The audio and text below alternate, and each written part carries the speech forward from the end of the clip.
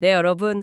1549년에 유럽의 종교 지형을 영원히 바꿔놓을 거대한 혁명이 단지 그 빵 한 조각이랑 포도주 한 잔 때문에 산산조각 날 위기에 처했었다면 믿으시겠어요? 네, 진짜 상상하기 어렵죠. 군대의 침략이나 왕의 암살 이런 거창한 이유가 아니었거든요. 맞아요. 종교개혁을 이끌던 당대의 그 위대한 지성인들이 식탁 위에 놓인 이 평범한 음식의 의미를 두고 서로를 막 이단이라고 부르면서 찢어지기 직전이었단 말이죠. 사실 당시 개혁 진영은 외부의 적보다 내부의 분열로 먼저 무너질 수 있는 정말 아슬아슬한 상황이었습니다. 청취자님, 오늘 우리의 신증 탐구에서는 이 단순한 신앙 논쟁을 넘어서 당시 유럽의 운명을 가른 절박한 평화협정문, 바로 1549년에 작성된 성사적 상호합의, 일명 취리 합의의 세계로 아주 깊숙이 들어가 보겠습니다. 이 문서는 정말 종교개혁 역사상 가장 중요하고도 극적인 외교 문서 중 하나라고 할 수 있습니다. 자, 이것부터 한번 차근차근 정리해 볼까요? 이 문서가 단순한 종교 텍스트가 아니라 당시 유럽 전체를 뒤흔든 약간 이념적 평화협정문 같거든요. 우리는 흔히 종교개혁하면 카톨릭에 맞서 싸운 하나의 거대한 단일팀을 상상하잖아요. 그렇죠. 하지만 실상은 전혀 달랐습니다. 자료를 보면 당시 스위스와 독일의 개혁파 교회들이 거의 내전 수준의 엄청난 갈등을 겪고 있었다는 걸 알 수 있거든요. 아니, 도대체 무엇이 그들을 그렇게까지 분노하게 만든 건가요? 그 갈등의 중심에는 마르틴 루터와 하인리히 불링거라는 두 거물이 있었습니다. 1540년대 초반에 독일의 종교개혁을 이끌던 루터가 스위스 취리 교회의 지도자인 불링거를 향해서 정말 엄청나게 거칠고 적대적인 공격을 쏟아냅니다. 1540년대 초반이요? 네, 불링거는 스위스 종교개혁의 선구자였던 그 유명한 취빙글리의 후계자였는데요. 루터는 이 스위스 진영의 신학적 입장을 진짜 도저히 용납할 수가 없었던 거예요. 아, 그러니까 카톨릭 제국이라는 그 거대한 공통의 적을 눈앞에 두고서도 자기들끼리 막 파문한에 만회하면서 싸우고 있었던 거군요. 당시의 정치적 상황을 고려하면 이건 단순한 말싸움이 아니라 정말 생존에 걸린 문제 아닌가요? 정확합니다. 여기서 매력적인 부분은요.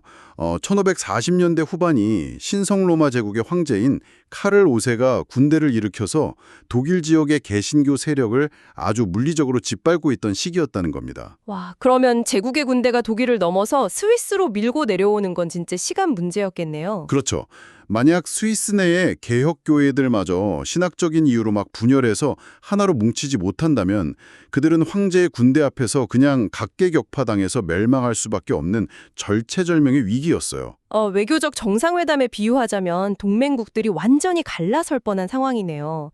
그래서 이 상황을 타개하기 위해 구원투수가 등판하는 거군요. 네, 바로 지네바의 장칼뱅입니다. 저는 이 자료를 읽으면서요, 칼뱅이 단순히 책상에 앉아있는 학자가 아니라 굉장히 노련한 외교관 같다는 인상을 받았거든요. 오, 아주 정확한 평가십니다. 칼뱅은 이 분열이 가져올 그 파국을 누구보다 명확히 꿰뚫어 보았어요. 그래서 스스로 중재자 역할을 자처하면서 아주 치밀하게 움직이기 시작하죠. 구체적으로 어떻게 움직였나요? 먼저 잔뜩 화가 난 불링거에게 조심스럽게 편지를 보냅니다. 좀 온화한 표현을 쓰면서 분노를 가라앉히고 상황을 객관적으로 보게끔 설득하는 거죠. 그리고 1548년부터는 본격적으로 취리히 교회와 합의안의 초안을 주고받기 시작합니다. 서신 교환 과정을 보면 진짜 요즘 외교부 장관들이 조약문 다듬는 거랑 똑같더라고요. 한쪽이 초안을 띡 보내면 다른 쪽이 그 여백에다가 주석을 막 달아서 수정안을 보내고 다시 조율하고. 네, 그렇게 1년 가까이 편지로 엄청 치열한 의견 조율을 거친 후에 1549년 5월에 마침내 결정적인 순간이 옵니다. 칼뱅이 자신의 동역자인 파렐과 함께 제네바에서 취리히까지 직접 찾아간 거예요. 와, 세상에. 그 알프스의 험한 길을요? 네, 마차나 말을 타고 며칠을 꼬박 달려가서 마주 앉은 겁니다. 그리고 그곳에서 아주 단기간에 이 역사적인 텍스트를 완성해냅니다. 그만큼 다급했다는 뜻이겠죠. 그렇다면 이제 진짜 핵심적인 질문으로 넘어가 보겠습니다. 이 위대한 지성인들을 그토록 분노하게 만들고 또 칼뱅이 직접 산을 넘게 만들 정도로 절박했던 그 폭탄 같은 쟁점, 이건 대체 무엇이었나요? 바로 성사. 그 중에서도 교회에서 빵과 포도주를 나누는 성만찬을 도대체 어떻게 이해할 것인가 하는 문제였습니다. 아니 근데 청취자님도 공감하시겠지만 오늘날 우리가 보기엔 그저 예배 시간에 작은 빵 조각 좀 먹고 포도주 마시는 의식일 뿐이잖아요. 그게 왜 그렇게까지 중요했던 거죠? 이 문제를 이해하려면 먼저 당시 사람들이 무려 1000년 넘게 믿어왔던 가톨릭 교회의 가르침을 좀 아셔야 합니다. 가톨릭 교회는 사제가 제단에서 축성 기도를 딱 올리는 순간 그 빵과 포도주의 실체가 진짜 물리적인 예수 그리스도의 살과 피로 변한다고 가르쳤거든요. 아, 제5조에서 9조 사이에 나오는 그 배경이군요. 맞습니다. 이걸 전문용어로 화채설이라고 부르죠. 겉보기엔 그냥 빵이지만 그 실체는 창조주의 진짜 몸이 된다는 겁니다. 그러니까 당시 사람들은 매주 일요일마다 교회의 제단 위에서 실제로 물리적인 기적이 일어난다고 굳게 믿었던 거네요. 그런데 개혁가들은 당연히 이 생각에 반기를 들었겠죠. 그렇습니다. 칼뱅과 불링거를 비롯한 개혁가들은 이런 카톨릭의 시각을 아주 강력하게 비판했어요. 문서를 보면 그들은 빵 안에 신이 국지적으로 갇혀 있다는 생각을 완전히 어리석은 허구이자 미신이라고 일축해버립니다. 잠깐만요. 여기서 약간 헷갈리는데요. 개혁가들이 카톨릭의 그 물리적 기적을 거부했다는 건 알겠어요. 그렇다면 루터파와 스위스 개혁파는 왜 자기들끼리 싸운 건가요? 카톨릭에 반대한다는 점에서는 둘 다 같은 편이잖아요. 오, 아주 예리한 질문입니다. 바로 그 지점이 16세기 개혁 진영의 가장 큰 딜레마였거든요. 루터는 카톨릭의 화채설은 거부했어요. 하지만 성경에 적힌 이것은 내 몸이다 라는 예수의 말씀을 여전히 어느 정도는 문자 그대로 받아들이고 싶어 했죠. 아, 그래서 빵이 살로 변하는 건 아니지만 그 빵 안에 무언가 특별한 게 있다고 믿은 거군요. 네, 루터는 빵과 포도주 안에 함께 아래에 그리스도가 육적으로 존재한다고 믿었습니다. 반면에 스위스의 츠빙글리와 불링거는 빵은 그저 상징에 불과하다고 보았죠. 빵은 그냥 빵일 뿐이고 성만찬은 그저 과거의 십자가 사건을 기억하는 추모식 같은 거라고 생각한 겁니다. 아하, 여기서 정말 흥미로운 점은요. 양측이 똑같은 성경 구절? 즉, 이것은 내 몸이다를 읽고도 완전히 다르게 해석했다는 거네요. 한쪽은 여전히 물리적인 무언가를 보았고 다른 한쪽은 100% 순수한 영적인 상징이자 비유를 본 거고요. 맞습니다. 그래서 칼뱅은 이 두 극단 사이에서 돌파구를 찾아야만 했죠. 그리고 이 합의문의 가장 위대한 성취가 바로 여기서 나옵니다. 어떤 해결책이었죠? 칼뱅은 기호, 즉 표징과 실제를 명확히 분리하면서도 그 둘을 다시 유기적으로 연결해냈습니다. 합의문은 빵과 포도주라는 물리적인 기호와 그것이 가리키는 영적인 실제인 그리스도를 결코 혼동해서는 안 된다고 강력하게 선언하거든요. 지호와 실제의 분리라. 그렇다면 성사는 단순히 우리가 같은 팀이라는 걸 보여주는 팀 유니폼이나 동호회 배지 같은 것에 불과한 건가요? 아니면 그 빵 자체에 어떤 능력이 있는 건가요? 배지 이상의 훨씬 더 강력한 의미가 있습니다. 문서에서는 이 성사를 단순한 표식이 아니라 하나님의 약속이 담긴 인장, 즉 보증수표와 같다고 설명합니다. 청취자님, 이렇게 한번 생각해 보시죠. 왕이 어떤 사람에게 넓은 땅을 하사하면서 왕의 도장이 쾅 찍힌 계약서를 주었다고 가정해 볼게요. 네, 계약서요. 근데 그 종이와 잉크 자체가 진짜 흙이나 나무로 된 땅은 아니잖아요. 바로 그겁니다.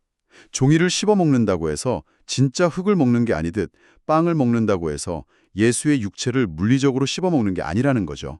아, 확실히 이해가 되네요. 하지만 그 종이 문서가 없으면 땅의 소유권을 보증받을 수 없듯이 이 빵과 포도주라는 기호는 하나님이 우리에게 은혜를 베푸신다는 확실하고 객관적인 보증서 역할을 한다는 겁니다. 와, 그거 정말 기가 막힌 해결책이네요.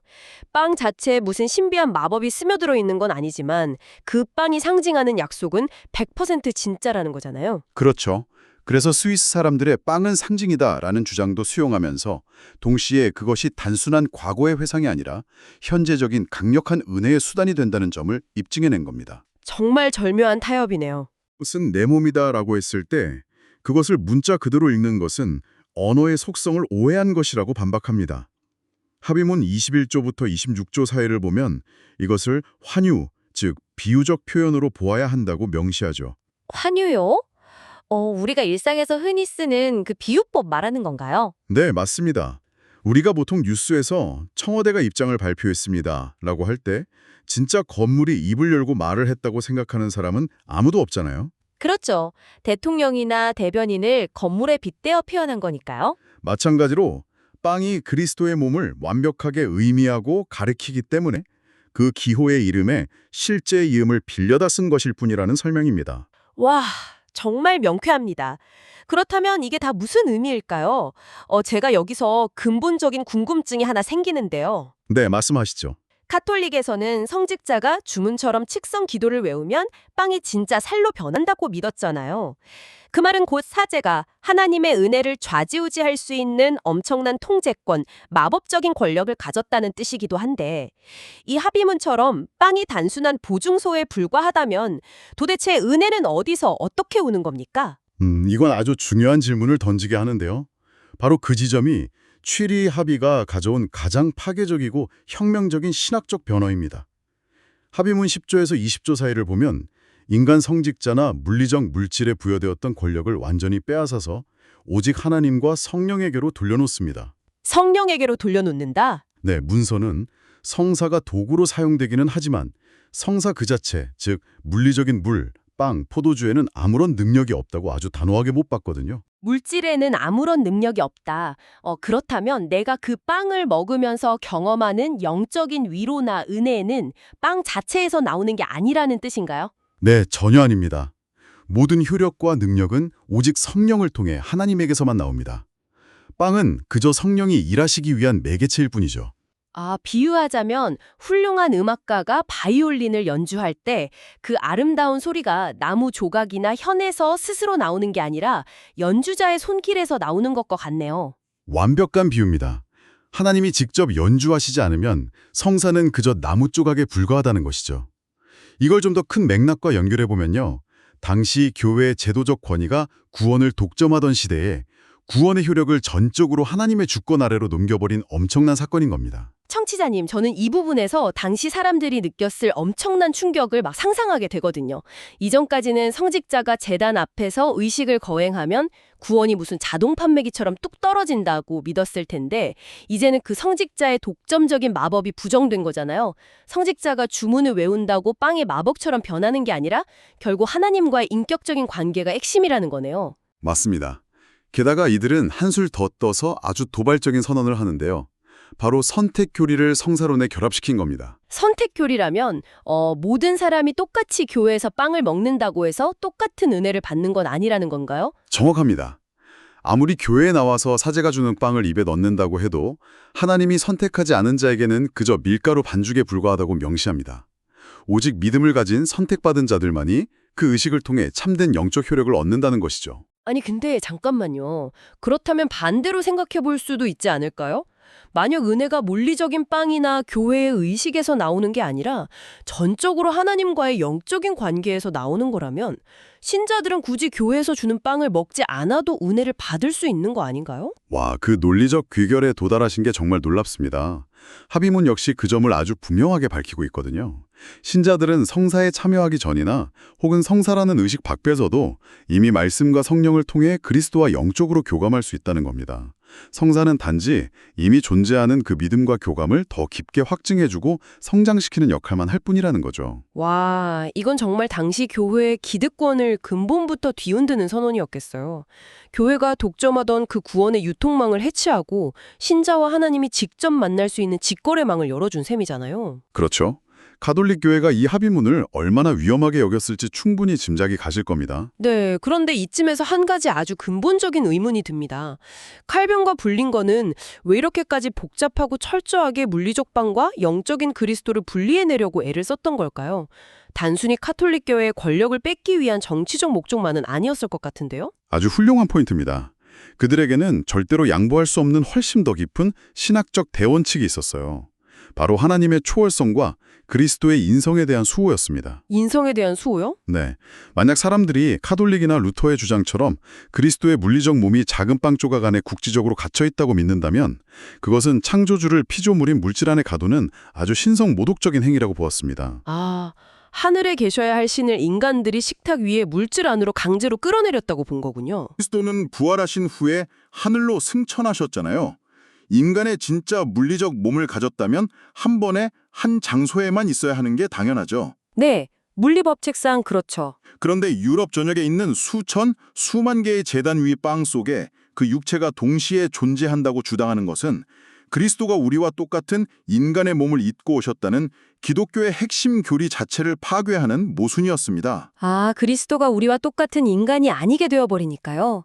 결국 그들이 빵 안에서 물리적 기적을 그토록 부정했던 건 역설적으로 예수 그리스도가 진짜 인간이셨다는 사실을 철저히 지켜내기 위한 처절한 싸움이었군요. 네, 합의문은 이 모든 논리를 통합해서 최종적인 결론을 내립니다. 신자들은 성만찬을 할 때 빵을 입으로 씹어서 그리스도를 먹는 것이 아니라 오직 성령의 능력을 통해 믿음으로 영적인 식사를 하는 것이라고요. 믿음으로 영적인 식사를 한다. 멋진 표현이네요. 그래서 빵에 대고 엎드겨 경배하지 말고 우리의 마음을 하늘로 들어 올려서 하늘에 계신 그리스도를 바라보라고 강력하게 촉구합니다. 와, 그 치열했던 편지 왕래와 알프스를 넘나든 험난한 여정이 마침내 완벽한 결실을 맺는 순간이네요. 그렇다면 전문가님, 켈빈과 불링거의 이 성사적 합의는 결국 역사적으로 어떤 유산을 남기게 됩니까? 이 합의를 통해 취리히와 제네바, 더 나아가 스위스 전역의 개혁교회들은 하나의 강력한 신학적 토대 위에 굳건히 서게 되었습니다.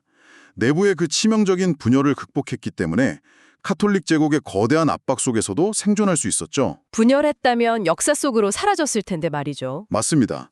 그리고 이 문서는 1551년에 라틴어로 출판된 직후에 곧바로 프랑스어, 독일어 등 다양한 언어로 번역되어서 유럽 전역으로 널리 퍼져나갔습니다. 스코틀랜드의 장로교회 등 유럽 전역의 개혁교회들이 이 합의문의 정신을 기꺼이 받아들여서 자신들의 신앙 고백으로 삼았습니다. 아, 그렇군요. 오늘날 전 세계 장로교와 개혁파 교회들이 예배에서 성만찬을 이해하고 실천하는 방식이 바로 이 취리히 합의문에서 확립된 거라고 보시면 됩니다. 청취자님, 오늘 우리가 깊이 파고든 이 16세기의 역사적 논쟁이 여러분에게는 어떻게 다가오시나요?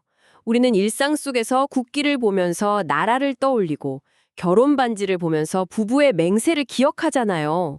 우리는 상징과 본질이 다르다는 것을 너무나 자연스럽게 알고 있습니다. 네, 지금은 너무나 당연한 상식이죠. 하지만 인류가 신앙의 영역에서 이 당연해 보이는 깨달음을 얻고 맹목적인 그 마법적 사고방식에서 벗어나 이성적이면서도 깊이 있는 영성을 회복하기 위해서는 이토록 엄청난 대가를 치러야 했습니다. 수많은 편지가 오가고 날선 토론이 벌어지며 서로 다른 이견을 조율하기 위해 그 험난한 외교적 여정을 뚫고 나가야만 했죠. 여기서 우리가 가장 주목해야 할 점은 그들이 갈등을 봉합하려고 대충 좋은 단어들을 섞어서 모호하게 타협하지 않았다는 사실입니다. 맞아요. 본질을 덮어두지 않았죠. 오히려 문제의 핵심이었던 기호와 실제를 수술칼처럼 예리하게 딱 분리해냄으로써 모두가 동의할 수 있는 투명하고 견고한 원칙을 세워냈거든요. 바로 그 지점입니다. 청취자님, 오늘 탐구를 마치면서 마지막으로 이런 도발적인 질문을 하나 던져보고 싶습니다. 수많은 정보와 서로 다른 세계관들이 맹렬하게 충돌하는 오늘날 우리는 정치나 사회 혹은 일상의 관계에서 도대체 어떻게 합의를 이끌어내고 있을까요? 아주 중요한 포인트네요. 어쩌면 우리는 갈등이 두려워서 혹은 당장의 그 불편함을 피하기 위해서 본질적인 차이를 그냥 덮어둔 채 겉보기에만 좋은 말들로 핵심을 뭉뚱그리고 있는 것은 아닐까요? 1549년의 지성인들은 본질을 철저히 규명하고 명확하게 분리해내는 그 뼈아픈 과정을 통해서만 진정한 연대와 평화가 가능하다는 것을 몸소 보여주었습니다. 맞습니다. 오늘 우리가 마주한 크고 작은 수많은 갈등의 식탁 위에서 우리는 무엇을 대충 뭉뚱그리고 있고 또 무엇을 날카롭게 가려내야 할지 한번 깊이 생각해 보셨으면 좋겠습니다. 종교적 이념의 거대한 전장이었던 식탁 위에 평범한 빵과 포도주가 오늘 이후로는 여러분께 조금 다른 무게로 다가오기를 바랍니다. 오늘의 심층 탐구는 여기까지입니다. 다음 시간에도 여러분의 지적 호기심을 마구 깨워줄 새롭고 놀라운 자료와 함께 다시 찾아오겠습니다. 함께해 주신 청취자 여러분, 감사합니다. 감사합니다.